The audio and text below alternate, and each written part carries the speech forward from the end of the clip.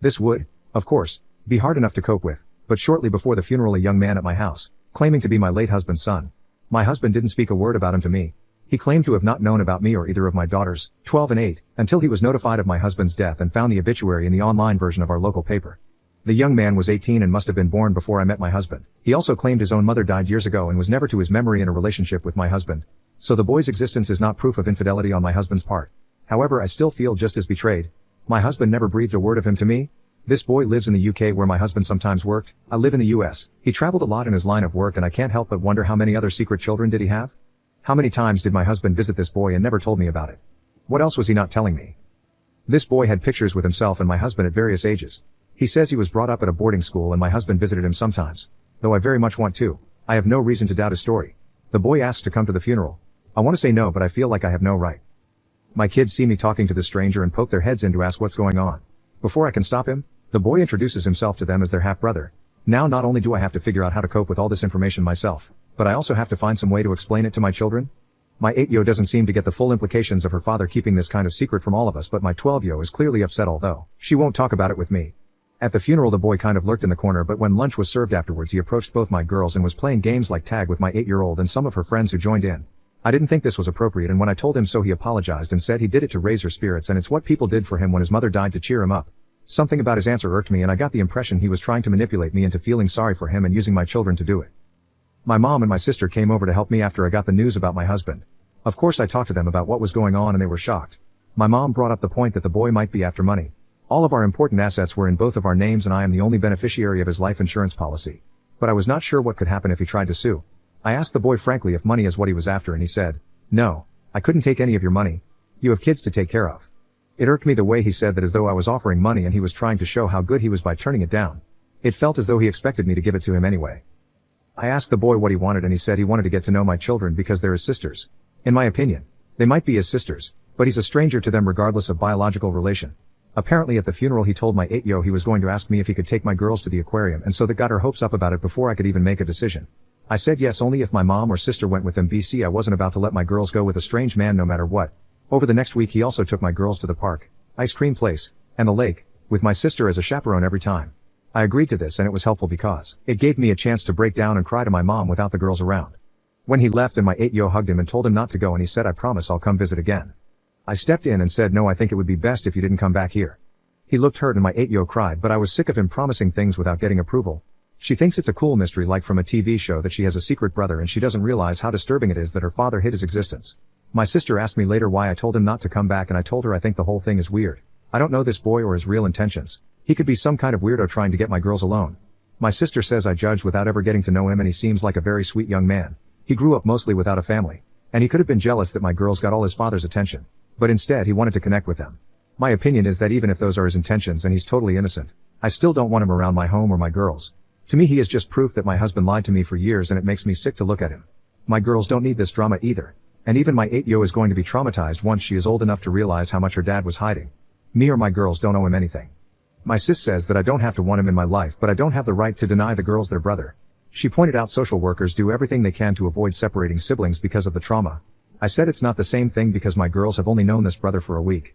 My sister said it's also important because my girl's brother is now the only person they know of their culture. My husband was like 1/8 Hawaiian, the rest white and Asian, and so the girls and their brother are like 1/16. The boy appears to be white, and my daughters and I are black. But this boy was raised in the UK and he isn't part of Hawaiian culture, and honestly I think culture is something natural and not something to force because of your genetics. My girls don't live in Hawaii, they live in Oregon, so that is their culture, not black culture or Hawaiian culture. I don't force myself or my girls to participate in African culture just because of our genetics. I thought my 8-yo would get over her brother and she did go several weeks without asking about him. But yesterday she asked about him again. I feel bad about ever allowing them to go anywhere together and bond. I wish I'd handled the whole thing differently. And now I don't know how to explain the situation to my kids. My 12-yo hasn't asked about her brother, but she has been extremely closed off since her father's death, and I don't know how this issue might be complicating what she's feeling. I just need outside opinions to know what to do about this. Most comments were calling OP the asshole or saying she needed to allow her daughters to know their brother. Some people asked OP why she didn't ask for a DNA test, to which she replied these. I thought about maybe asking the boy about a DNA test, but I don't know what it would achieve. I don't want him in my life or my daughter's life either way, and even if the DNA test came back negative it would only raise more questions. And I don't know if it would open up any legal troubles where now I owe the boy money from my husband's estate if it comes up positive. A few comments suggested that the brother might be lying and scamming OP. Like, I'm going with not the jerk. Call me a skeptic but get a DNA test first. Something about this entire situation sounds fishy. I wouldn't even have let my kids hang out with him. The way he phrases his answers does sound manipulative. What people did for him when his mom died. He didn't need to convey this information to you during your husband's funeral, but he did. The way he phrases it sounds like he's trying to make you feel bad for trying to establish boundaries. And yes, it sounds like he's trying to guilt trip and gaslight you, making you feel like you're crazy and paranoid. Further, he didn't outright reject your money. He phrased it yet again in a way that he's fishing for a longer haul. He could have easily said no, I don't want your money, but instead, he said no, I couldn't take any of your money. See the difference? And the moment you let him into you and your kids' lives, he has been persistently around. Offering to take your kids out without you or any adults being present indicates a possibility he's manipulating your young child to get what he wants. The appropriate approach would have been to ask if you, as the parent, is fine with him taking your kids out. He has now heavily inserted himself in you and your kids' lives, all through your children. You need to start asking questions. Alarm bells are ringing in my head. In response to the comments about it being a scam, she initially makes these edits to her post. Well, the comments alerting me to how this might be a scam attempt have opened my eyes. I didn't want to introduce this stranger to my kids, but when he showed up to deliver such shocking news, my children came in and asked what was going on. He introduced himself before I think about how to tell my children. He asked if he could show up to the funeral and I felt like I couldn't say no to that, but then used it as an in with my children. He offered to them behind my back to take them somewhere, so then I felt like I would be the bad guy if I said no. It rubbed me the wrong way, but I brushed it off. I was in a vulnerable state, not thinking clearly, and he took advantage of that. I should have trusted in my instincts from the beginning. The idea that there could be scammers that prey on grieving families is just horrible, and I had no idea of such a thing. I've contacted a lawyer to figure out how to establish if there is truth to his story and what my legal obligations are to the boy. I'm also going to have a long talk with my sister to see if during their outings he had done any kind of prying that might have led to him learning information about my family that he could use somehow. I'm already in the process of getting therapy for my children and myself. Edit 2. People have been saying a lot of nasty things about me, and I don't think I'm going to get much more productive input out of this. So this is going to be my last post on this topic. I considered taking the post down, but I decided to leave it up so people can be aware that scammers operate like this. That they can be so good at what they do that even hundreds of third-party outsiders will take the scammer's side. In hindsight, I can't believe I didn't see it, and I cannot believe I ever let such a person step foot in my home or even speak to my children. Apparently the goal was not to ask for money right away. It was to get close to me and my children and ask me for money later for a fake emergency. Other commenters elaborated on how it works. If my daughter asks about her brother again, I'll have to tell her she was tricked.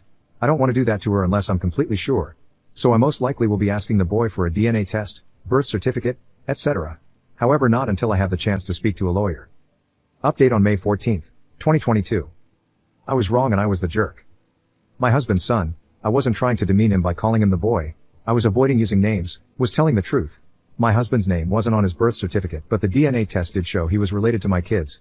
He also had more photos, cards and voicemails. Tons of evidence to prove that my husband did keep regular contact with him.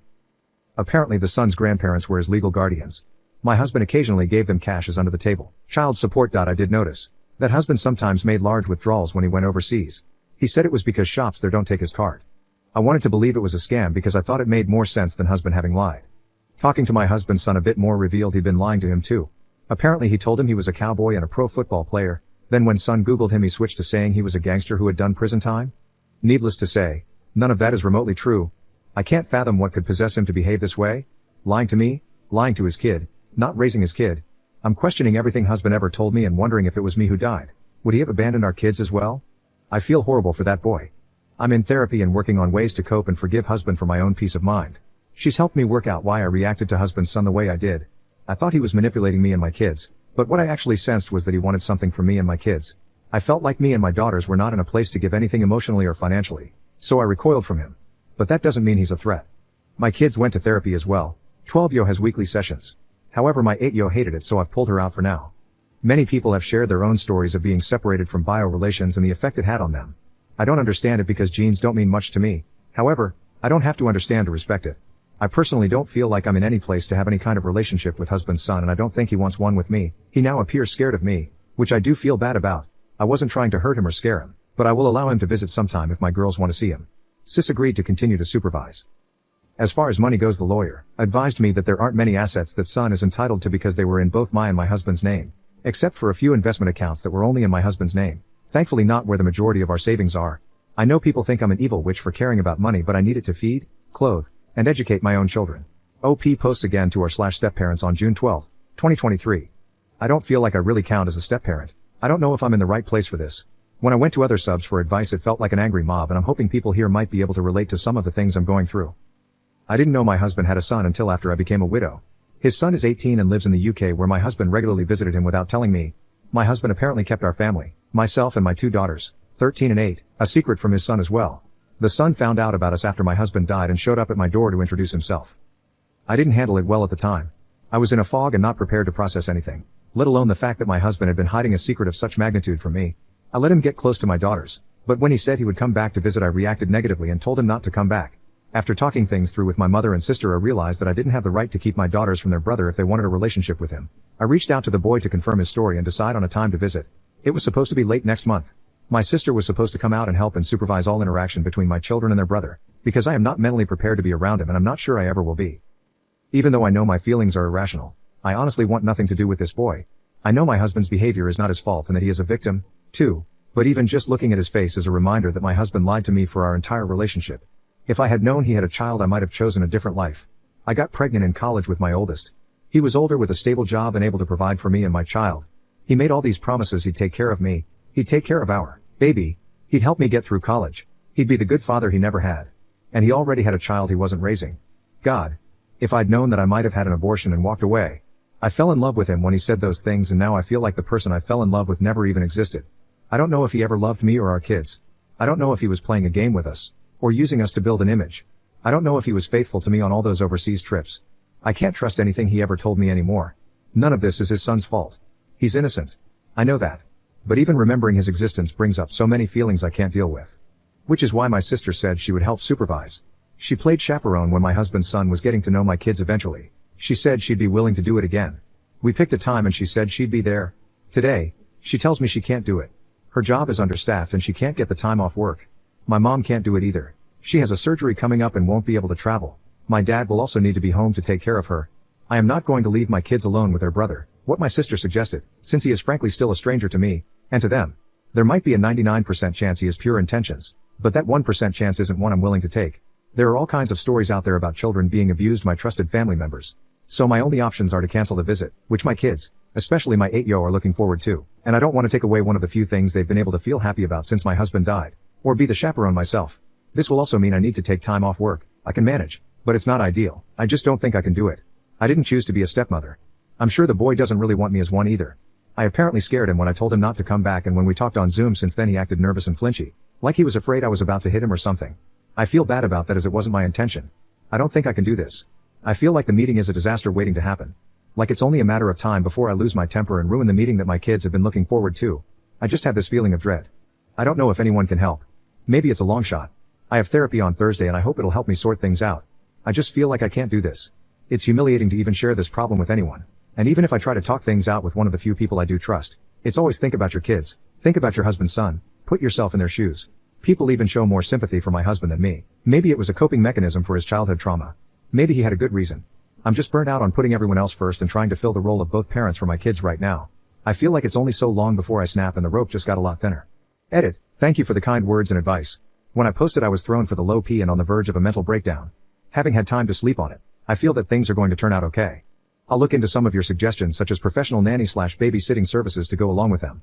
My sister has also said she may be able to work remotely during those weeks and be able to supervise while the kids hang out in his hotel room, McDonald's, library, or somewhere else while she can work while watching.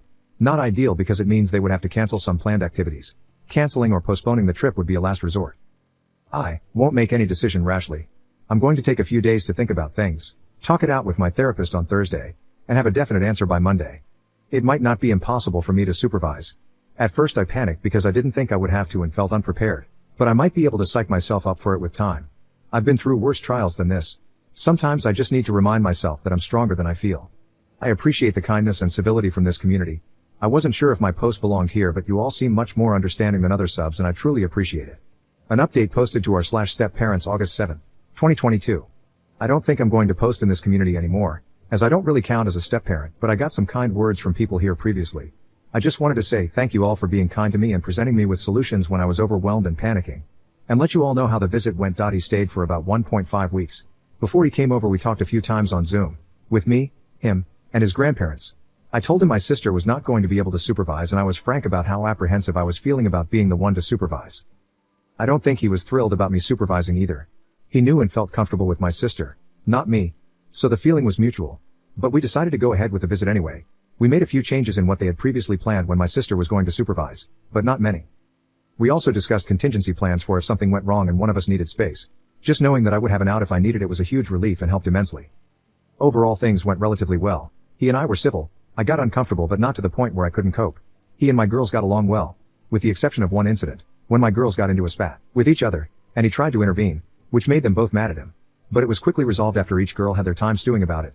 I will say he was very good with both my girls, but especially my 8-yo, who has been having a very difficult time lately even before her father died. She's been struggling a lot with school and trying to find the right treatment for multiple diagnoses. She's been acting out and been very easily frustrating for a lot of the adults in her life including me. I admit, I love her and I do my best but she is difficult sometimes. But with her brother, it's like they are kindred spirits or something. He was a real trope, her acting out scenes from the movie Encanto with her over and over.